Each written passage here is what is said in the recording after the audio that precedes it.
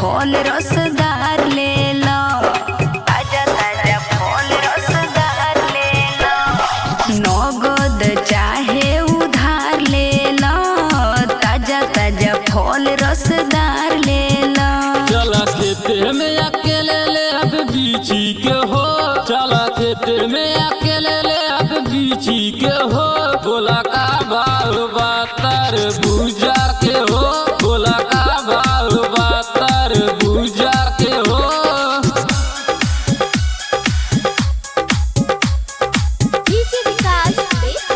नगद चाहे उधार ले लो,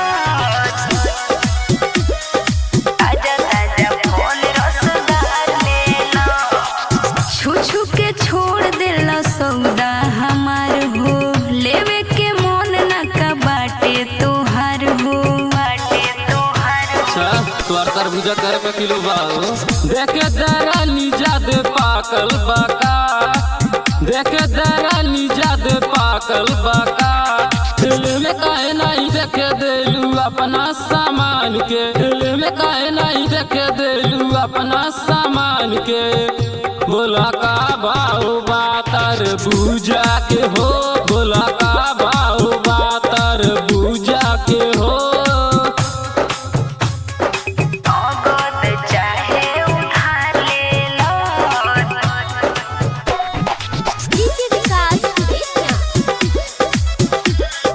ताजा ताजा फल रसदार ले लो।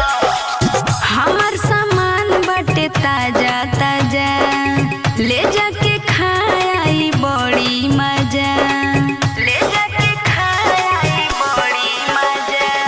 तनको भर रानी झोल नहीं खे, तनको भर रानी झोल नहीं खे।